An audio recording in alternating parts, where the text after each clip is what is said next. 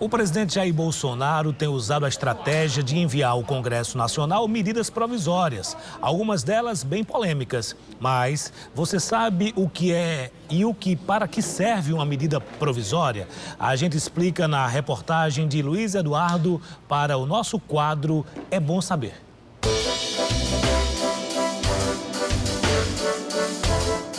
Recentemente, o presidente da República, Jair Bolsonaro, promulgou decretos que flexibilizam a posse e o porte de armas de fogo. Esses decretos têm gerado controvérsia por promoverem mudanças na lei brasileira sem que tenha sido tomada qualquer decisão no Congresso Nacional. Mas o que pouca gente sabe é que os decretos presidenciais estão em último lugar na hierarquia legislativa. A Constituição brasileira de 88 estabeleceu duas formas de decretos: os decretos legislativos e os decretos executivos, que se chama também de decretos presidenciais. Agora, os decretos presidenciais, é bom a gente ressaltar, e muitas vezes até o presidente esquece isso, ele está subordinado primeiro à própria Constituição, depois às emendas à Constituição, em seguida vem as leis e os próprios decretos legislativos. Então, os decretos do presidente, os decretos presidenciais, como são chamados, eles estão abaixo dessa hierarquia. Ainda segundo o cientista político Lúcio Flávio, os decretos presidenciais têm restrições e se limitam a funções administrativas, como a nomeação de funcionários e a criação de cargos. Em 2019, o presidente Bolsonaro já emitiu em torno de 100 decretos presidenciais, não é? Mas a maioria deles é voltado para a máquina administrativa, criando novos cargos, reestruturando a máquina burocrática. Então, ele tem um limite que é justamente para agilizar e dinamizar a parte burocrática do Poder Executivo. Alguns decretos presidenciais têm causado polêmica na atual gestão do presidente Jair Bolsonaro, como o decreto que flexibiliza a posse e o porte de armas de fogo. De acordo com pesquisa realizada pelo IBOP, 73% dos brasileiros são contra a medida presidencial. Eu acredito que é ruim, principalmente porque a gente vive num país muito machista e a gente já tem altos índices de violências domésticas, que isso vem muito a contribuir, né? O que são esses homens violentos dentro de casa com suas esposas, sem estar armados. Então, eu acho que as ameaças aumentam. Eu sou a favor, acredito que cada cidadão tem o direito de ter arma na sua casa, se lhe convir. Um país que não tem respeito por minorias, por mulheres, por o que seja, não tem como ter uma arma em casa, tendo os índices de violência. Se as pessoas já não têm um porte e o número de mortes por armas é tão grande e só tende a aumentar, imagina agora que você vai dar o porte de armas e não vai melhorar a educação nem nada do tipo. Eu acho isso horrível, porque eu sou contra a violência. Tá aí, como você viu na reportagem, entre os decretos do governo esse ano estão alguns que flexibilizam o posse e a porte de armas. A discussão em torno do tema é muito grande. Parlamentares e a população têm se dividido sobre a possibilidade do cidadão com acesso às armas. E a gente trouxe aqui essa discussão para o estúdio. Nossos convidados vão defender pontos de vista a favor e contra. Para isso, recebemos o instrutor de tiro credenciado pela Polícia Federal e agente de investigação Tarcísio Jardim e o especialista em processo penal, o advogado criminal Ingo Minar. É isso? Disse certo? Disse certo. Ingo. Disse certo. Pois é. Boa tarde, bem-vindos ao Correio Debate. Tarcísio, a gente viu aí que o tema divide opiniões. Eu queria deixar claro para o telespectador que nós temos duas situações. A posse é o cidadão que tem em casa, é o cidadão que está no campo, ele pode ter na casa dele, na fazenda, no sítio dele. E o porte, que é o cidadão que ele vai poder comprar uma arma com as licenças e ele sair na rua com a sua arma, no seu carro, no ônibus, onde ele quiser. São duas situações diferentes. Qual é a sua opinião sobre essas duas situações? Você acha que o cidadão brasileiro ele pode ter em casa e pode também sair na rua? É como um dos entrevistados falou. É um direito que nos cabe a mim escolher se eu quero ou não. É um direito que não pode ser tolhido, ele não pode ser retirado. Eu que devo escolher se eu quero ter uma arma em casa ou se eu quero ter o porte de arma desde que eu passe nos testes. Então, muita gente acha que, quando foi publicado o primeiro decreto, todas as pessoas teriam acesso a um porte de arma. aquelas profissões elencadas lá no artigo, se eu não me engano, acho que era o artigo 20 ou 23. Então você ia na loja, comprava uma arma e já saía com ela na cintura. E não era bem assim. São feitos testes, e são testes difíceis, não são testes fáceis, para que você possa se credenciar a ter um porte de arma. A posse de arma sempre foi liberada. Nunca teve problema nenhum para o cidadão de bem ter uma arma em casa. Ele faz um registro, faz os cursos e solicita. Isso, faz um teste prático, um teste teórico, um teste psicotécnico para requisitar a posse da arma. Ingo, por que você é contra o porte? Você também é contra a posse em casa? Boa tarde, Vitor. Agradecer o convite do seu programa. Parabenizar Tarcísio aqui também, um debatedor hoje aqui, amigo meu de longa data. Eu sou contra o porte de arma de fogo. A posse já existe. Não há inovação absolutamente nenhuma. Desde o Estatuto de Desarmamento, que é da Lei 10.826, já o cidadão poderia ter sua arma em casa. A questão é essa flexibilização toda que está se dando nesse momento com relação ao porte de arma de fogo, que aí eu sou terminantemente contra. Sou contra por diversos motivos, sou contra por diversas razões, inclusive do momento prático. Eu advoguei durante algum tempo, cerca de 3 anos, para uma associação da Polícia Militar e advogava em favor dos policiais militares. E a grande maioria dos problemas que se dava não eram dos policiais no momento do seu trabalho, de serviço, devidamente fardados, mas o grande problema se dava quando eles estavam de folga. Ou seja, a gente fazendo uma reflexão, o que acontece é o seguinte, um policial que tem o seu instrumento de trabalho, uma arma, tal qual o médico, o estetoscópio, tal qual o advogado, o seu notebook, enfim, os seus livros, não estava preparado muitas vezes para estar circulando com aquela arma. Imagina o civil, o cidadão dito de bem, que a qualquer momento pode acontecer um problema. Então, eu entendo, como o Tarcísio colocou, você tem o direito de ter algumas questões. Por exemplo, a posse.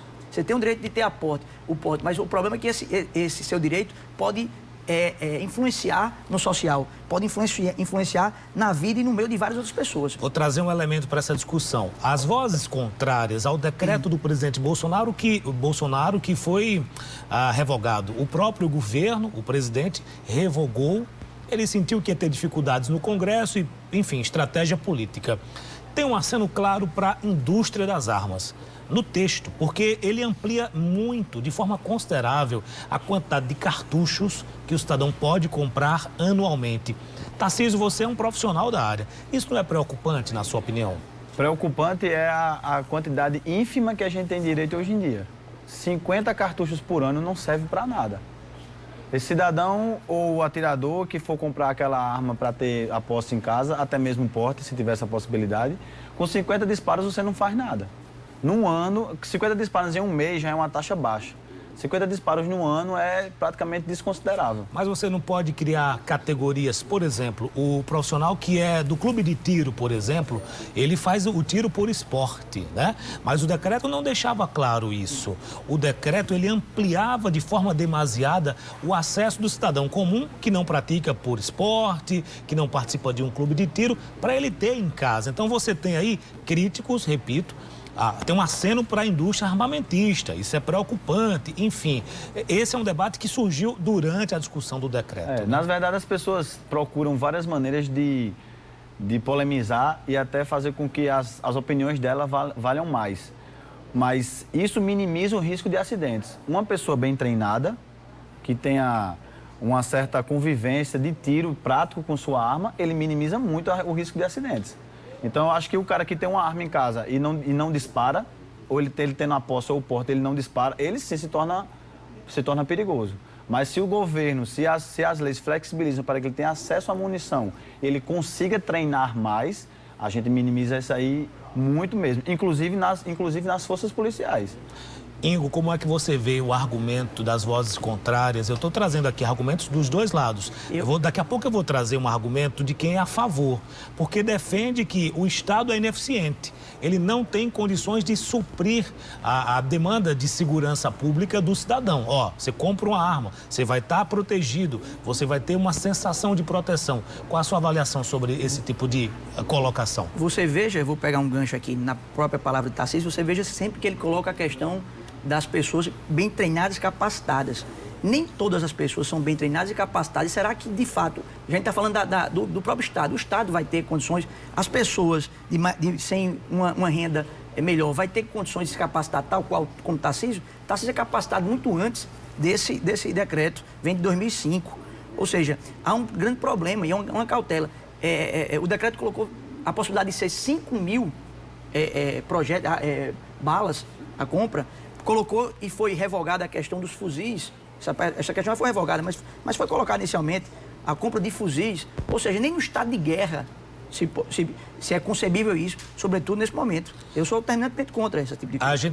Estamos de volta com o Correio Debate. A gente vai continuar a discussão sobre a flexibilização da posse e do porte da arma de fogo. Nossos entrevistados são o instrutor de tiro credenciado pela Polícia Federal, o agente de investigação Tarcísio Jardim e o especialista em processo penal, o advogado criminal Ingo Minar. A gente vai trazer mais uma voz para esse debate, alguns pontos apresentados pelo professor do Núcleo de Cidadania e Direitos Humanos da Universidade Federal da Paraíba, Paulo Moura. Se você quer, por exemplo, reduzir a violência e a criminalidade no país, tem que apostar em duas espécies de política de segurança. Uma política de segurança pública preventiva e uma outra repressiva. A sociedade precisa ter paz, e não é com mais armas, né? Mais instrumentos letais que nós vamos reduzi-la. Uma questão que parece-me fundamental nesse momento é a expansão do número de profissionais que poderiam usar da posse ou do porte de arma. Então, aumentar essas categorias profissionais trará um alento, inclusive, para a criminalidade, porque aí essa gente que tem uma capacidade criminosa organizada, inclusive no sentido até de invadir quartéis para tomar armas, certamente que vão investir agora contra esses profissionais, como, por exemplo, advogados, oficiais de justiça, entre outros. Quer me parecer que as armas devem ficar em poder dos profissionais da segurança pública. São eles o que o Estado brasileiro capacita para essa função. A gente volta aqui no estúdio com os nossos convidados, o Tarcísio e o Ingo. Tarcísio, a corrente que defende o armamento, que defende... o Julian Lemos, segunda-feira, falou de eu sou um armamentista, né? Diz o seguinte, olha, com o decreto tem critérios específicos. Não é todo mundo que vai chegar ali e comprar uma arma. Tem que ter um poder aquisitivo, tem que fazer os cursos. Não é indiscriminado. É isso que você defende também, Tarcísio? Exatamente. Eu tenho 3 pontos a tocar agora que são bem pertinentes. O primeiro, a gente tem que respeitar a vontade popular de 2005. Nós tivemos um plebiscito e a população votou sim pela posse de arma de fogo e manutenção do mercado de arma de fogo no nosso país. Desde 2005 esse direito não foi respeitado. O presidente Bolsonaro tentou, através desses decretos, fazer valer esse direito e ele não foi ouvido. Mas as pesquisas recentes já mostram o contrário. Mais de 70% da população é contra o decreto do Bolsonaro. 13 anos depois, né? 13 anos depois. 13 anos depois. Então, se nós tivéssemos com a cultura de 13 anos atrás, tendo contato com arma de fogo, provavelmente não teria essa mesma mentalidade de hoje. Qual outro ponto que você disse que ia trazer? Cursos de tiro. Por exemplo, a gente ministrou um curso há poucas semanas atrás, onde tivemos 10 alunos que fizeram o curso que direcionava para o porte de arma, para que eles queriam requerer o porte de arma. Desses 10 alunos, apenas 2 passaram no teste final. E o teste final, ele replica o teste que é exigido pela Polícia Federal para você poder adquirir o porte de arma de fogo. E o terceiro ponto? Ou seja, é realmente um teste bem difícil. Claro, de 10, apenas 2 passaram. E a gente repudia muito, o terceiro ponto, a gente repudia muito a arma. Mas a gente não pensa no impacto que causa na vida dos seres humanos a droga, por exemplo. Você vê que no Brasil, a arma ela é tida como pior do que uma droga. As pessoas têm mais pavor de uma arma do que, por exemplo, de 1 quilo de cocaína, que destrói muito mais vidas e muito mais famílias. Porque é tão comum, infelizmente, é tão comum as pessoas terem contato com notícias e com drogas do que com arma, que se transformou no contrário. Então, as pessoas hoje repudiam mais arma do que droga. Então, você vê as pessoas falando que são contra armamento, mas, em grande maioria, se vê o pessoal, uns usuários menores de droga, próximo deles, eles não se incomodam. Mas se vê uma pessoa armada, eles se incomodam. Trazer outro aspecto importante, violência contra a mulher, casos de feminicídio que a gente viu esse ano explodiram. Aqui na Paraíba, uma explosão. Lá no rádio... No Brasil inteiro. Quase toda semana você tem caso. Um outro aspecto importante, minorias. Gays, lésbicas, enfim. O Brasil é um país culturalmente machista. Nós fomos colonizados, enfim, crescemos assim. E um outro aspecto ainda importante, tem policial conversando com ele, ele diz o seguinte: olha, Vitor, como é que eu vou fazer uma ronda? Briga de marido e mulher. Eu não sei se na casa é um PM, é um cidadão que tem uma arma, porque quando é PM, a polícia, inclusive, pode ser um policial de folga, ele tem uma arma em casa. Com o decreto, qualquer cidadão vai ter uma arma em casa. Como é que a polícia vai bater na porta do cidadão? Coloca, inclusive, a própria polícia em risco. Claro. Dessa maneira. A gente vê que não é essa possibilidade. A arma não traz segurança. É uma falsa sensação de segurança, pelo menos no meu ponto de vista. Recentemente, o próprio Clube do Tiro da Paraíba foi alvo de bandidos e foram assaltados lá. Batalhões de polícia já foram assaltados no país. Seguranças armados que fazem aquelas escoltas bancárias também já foram assaltados em suas instituições. Ou seja, aonde é que isso traz? O fator surpresa do bandido vai estar sempre presente. Você ter a sua arma não vai trazer essa sensação de segurança, em momento algum. Traz ou não traz, Tarcísio? Traz sensação de segurança? Você usa há quantos anos? Tem incidente com você? Não, eu uso atiro com arma de fogo desde que me tornei de maior, eu sou frequentador de clube de tiro e já sou policial civil há 4 anos e meio. Eu acho que traz sim. Por quê? Hoje em dia a gente vê essa violência desenfreada que o Ingo comentou aqui, porque o bandido ele sabe que a população está acuada. É a teoria do lobo e da ovelha. A população brasileira foi acostumada a ser ovelha. Então, o bandido ele não teme entrar em lugar nenhum, porque ele sabe que as pessoas estão desarmadas, estão despreparadas, serão pegas de surpresa porque acha que aquilo não vai acontecer. O cara vai assaltar, o bandido vai assaltar alguém no meio da rua, ele sabe que ninguém está armado a não ser que seja um policial. Então, a probabilidade daquela quantidade de pessoas que estão lá naquele momento do ocorrido ser um policial é muito menor. Mas se as pessoas tivessem mais acesso à arma, com certeza poderia ter alguém armado ali. Agora, Tarcísio, no final de semana teve um caso com um agente penitenciário. Ele estava armado, entrou em luta corporal com os bandidos e mesmo assim foi morto. Não é contraditório, não? O fato dele estar armado, enfim. Aí a gente entra justamente no ponto onde a gente faz a interseção. Ingo fala uma coisa certa, ter arma na cintura não dá sinônimo de segurança, mas você precisa treinar. Não é você simplesmente colocar uma arma na cintura. Para você passar no teste da Polícia Federal para ter acesso ao porte, você já tem que ser uma pessoa treinada. E se manter em treinamento. O treinamento ele é perecível. Você não vai fazer um curso, você não vai fazer um treinamento e ele vai perpetuar durante toda a sua vida. Você tem que se manter reciclando, tem que se manter treinando. Ingo, o Tarcísio diz o seguinte: na sociedade, a sociedade é ovelha e o bandido é bandido. Nessa leitura dele, ele tem uma certa razão, porque o bandido sabe que está todo mundo desprotegido. Na realidade, eu acabei de dizer, independente de estar protegido ou não com relação à arma, o bandido vai ter o fator surpresa. O bandido não vai chegar na tua casa e vai bater na tua porta e você vai saber, o bandido está chegando. Ou você vai estar caminhando e vai saber que o bandido, daqui a 10 minutos ele vai chegar, eu vou estar preparado. A arma é muito bacana, seria muito interessante se ela aparecesse no momento oportuno. O problema é que ela está em todas as situações. E aí é que mora o perigo, e é que mora o perigo para toda a sociedade, inclusive. Ingo, muito obrigado por sua atenção. Tarcísio, muito obrigado. Eu que agradeço a oportunidade.